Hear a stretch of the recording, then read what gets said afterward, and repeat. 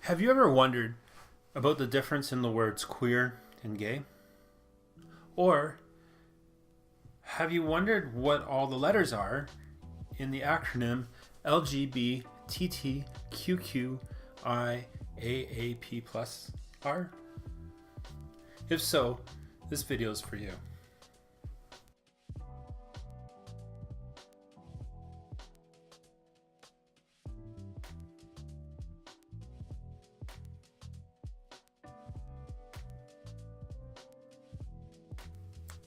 Hi, my name is Kate Madden. I live in Calgary, Alberta. I'm a sales and marketing expert who's passionate about community, creativity, and collaboration. I also happen to be a transgender woman. And in today's video, I want to dive into the history of the word queer, where it came from, its etymology, what my experience has been with it in terms of coming out over the last year or so as a queer trans woman, and just some of the things that I've learned and how I'm applying them in my world. So one of the cool things that I learned in researching this is that the word comes from Scotland and in the Highlands. And my father's from just south of Glasgow. And so I like that Scottish connection. And if there's one thing he taught me, is that if it's no Scottish, it's crap. And it was a pejorative term, a derogatory word that was thrown about to mean strange or abnormal. And so that would have been in the 17th century or so. I looked through Robbie Burns' poetry today, so the 18th century, 19th century, early 19th century. Couldn't find really anything, any word, any reference to the word queer. Otherwise, I would have opened with a Robbie Burns poem. And then it shows up again in the 19th century in England, and then in the early 20th century it's migrated over to the US, and you're hearing it in movies and films and so on and so forth. And so it remained a slur for, I guess, 400 years or so. And when I look at my parents' generation, my father's generation, who was born in the 1930s, and it was a word with powerful meaning, and it emasculated you based on your otherness. So you were strange, you were abnormal, you were queer, and you probably liked boys. Usually in that context, it was usually in that male context would be at least my experience of it. And so through those years of the mid 20th century, it was a very powerful slur. And it was a threat when you look at kind of Western society, the hegemony of the nuclear family. It was a threat to that, in that you were outside of that if you were yourself, which would be to love someone of the same gender as you. So very quickly, the difference between being gay and being queer is that being gay means that you're attracted to or you have sex with people of the same gender. So a man liking a man is gay. In the same way that a chick liking a chick is gay. Whereas queer is more of an umbrella term encompassing both sexual and gender identities across a broad spectrum of expression and orientation. Yeah, being queer is a threat to Western society, and when you look through the development of the word, especially in the mid-century, leading up into kind of the 60s, the 70s, and the 80s, it was a powerful word. And so it was one that needed to be reclaimed, and starting with Stonewall and moving into the 70s and 80s, and of course hitting the AIDS crisis of the 1980s. And that's not my experience. I was a child. I saw it happening through the media of the day, which of course is very biased, and really really reinforced the concept of queer, in that it was abnormal, it was strange, and these people got what they deserved because they were queer, and look at them die. And so that was the message that I received growing up in a very religious household, seeing it in the media, which was very establishment oriented, very heteronormative world. I was thinking that I didn't know anyone who was really gay as a child, or who died of AIDS in the 1980s, late 80s. But then I realized I did, and that was my parish priest, actually. Father Hugh Dundas of Vancouver. You can Google his story, it is out there. Although it's still kind of, even to this day, from what I read, very shrouded. But I served, I was an altar server at his ordination. And so, at any rate, that was my only experience of the AIDS crisis, was this hushed secret of a poor man who died. And I won't say anything beyond that, or make anything else, because I didn't know him other than I was a child. And it was at the 1990 Pride Parade in New York City that a pamphlet was handed out called Queers Read This, and in it was a manifesto that basically said, being queer isn't about a right to privacy. Rather, it's about being able to be public, to be who we are. And that, in and of itself, that liberation, that sense of liberation, has been utterly exhilarating, at least for me, coming out of the closet over the last year, and just being able to live and love authentically. And so that's a very, very brief history of the word queer from 400 years ago until today. A little bit of my experience with it. There's lots of resources. There's queer historians, queer academics, queer philosophers. There's gender theory, queer theory, women's studies, Marxism, witchcraft. It's all there. It's all amazing and fascinating, and will really stretch and broaden your understanding of queer history, of women's history, of Western society over the last 1,000 years. It's been one of the really interesting things that I've found, at least in terms of reading about the queer community.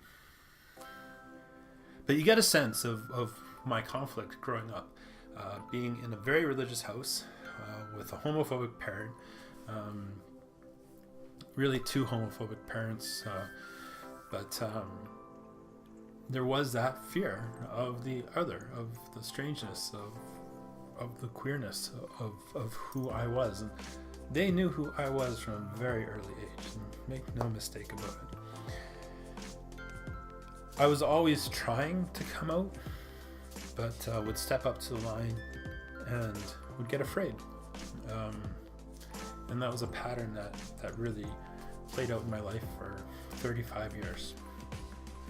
And so what was kind of interesting, though, about having this experience growing up, and I would hear homophobic jokes, like counselors and youth groups and so on, and I would participate in them as well, as a safety mechanism, as a way to blend in and to hide. And I would tell them also,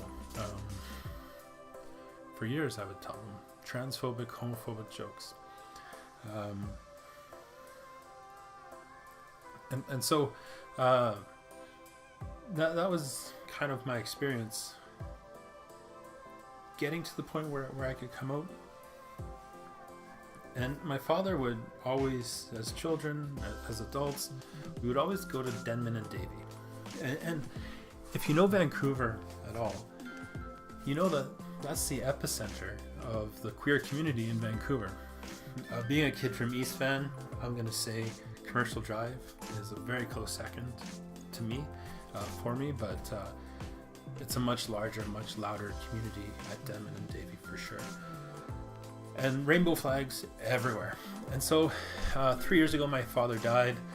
He developed dementia in his last years, and there were moments of clarity, moments of confusion, but occasional moments of that that homophobia would come out, and he would talk about them and how they're taking over.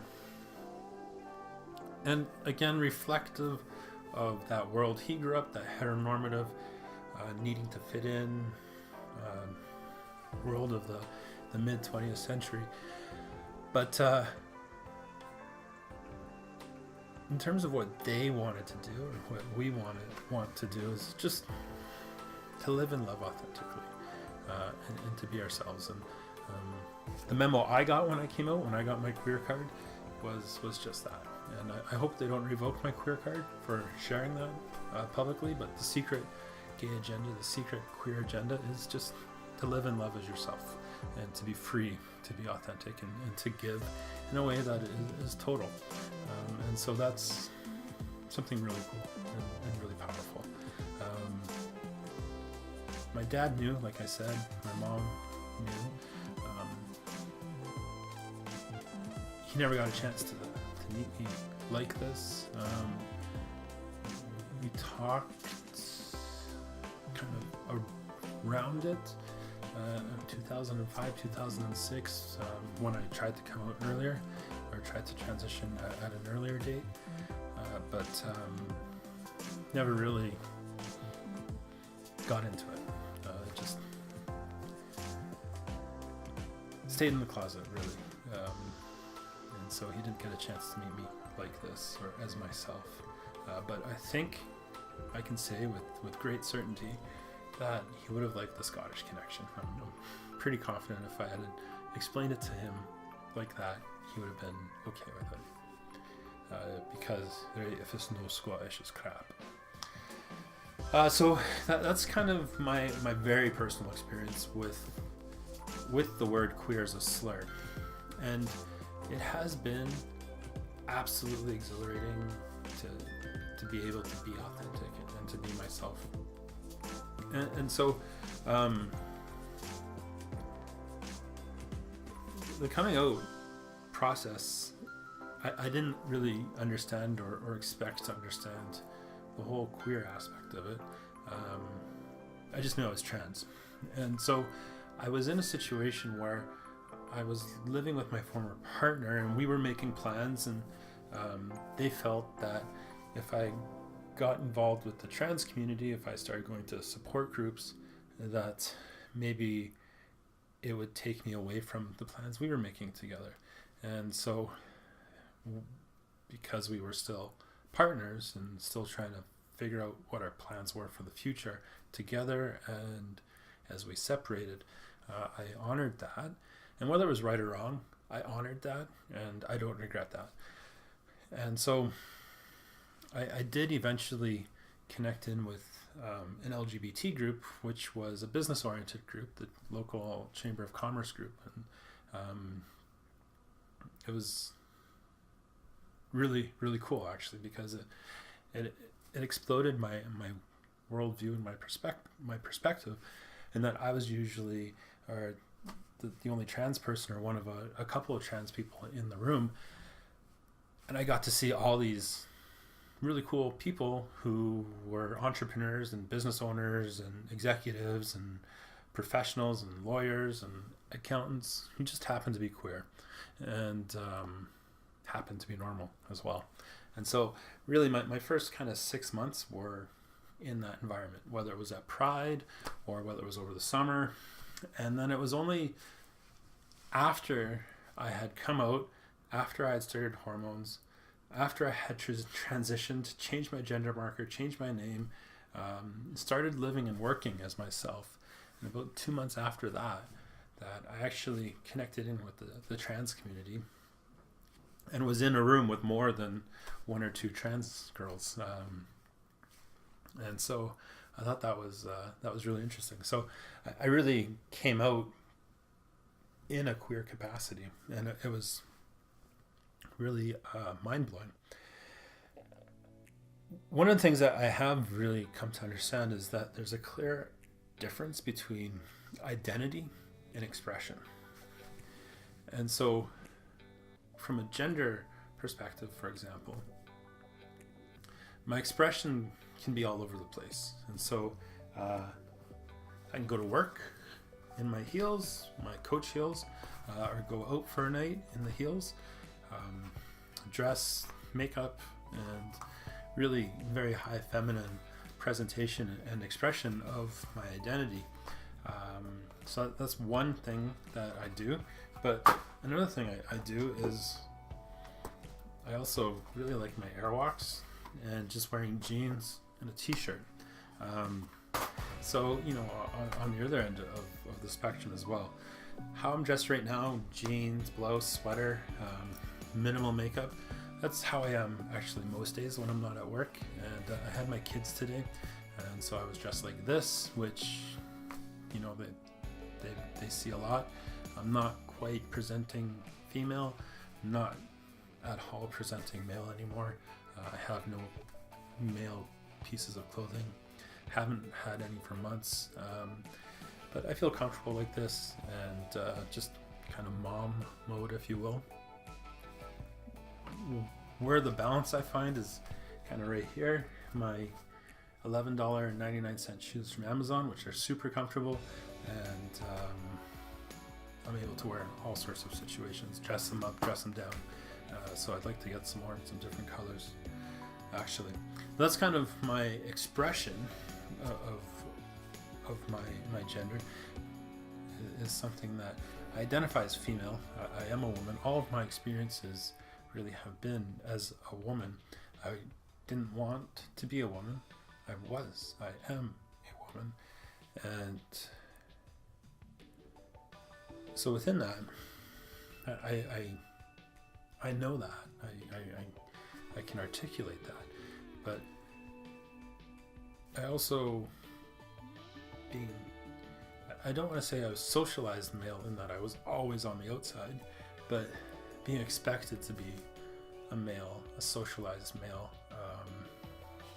I find that I can go back and forth, and the non-binary expression of gender, I feel very comfortable in, like stepping out of that binary and just being myself and just not mattering. It just doesn't matter. And so I think that's one of the reasons why the queer label or the queer community has just been such a profound experience for me, is that it doesn't matter who I want to date, who wants to date me, how I want to dress. I am other, and that's cool. And everyone else is there just being themselves, living and loving authentically in the best way that they can as well. And we're all outside of that heteronormative expression, that cisgender heteronormative expression of the world and understanding of the world.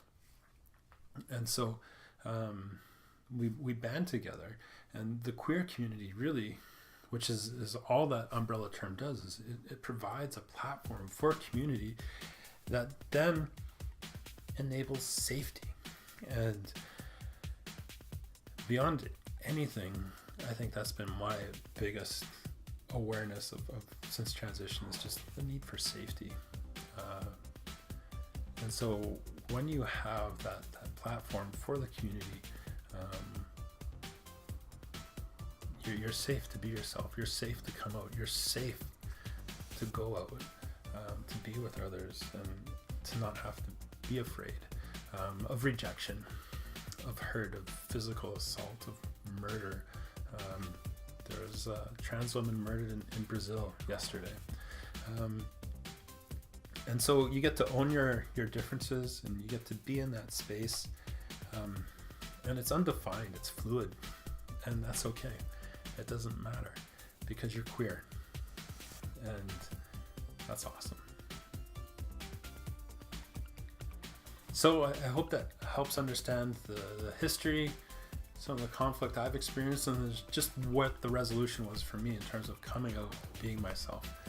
If you've liked this video, if you found value, please like, subscribe, share. Have I missed anything? Is there anything you would add? Feel free to add a comment. I've gotten lots of messages, especially with my transition timeline video. And so, if you're not comfortable publicly messaging, send me a private message, whether on here, on Instagram, LinkedIn, whatever. and I'd love to have a conversation.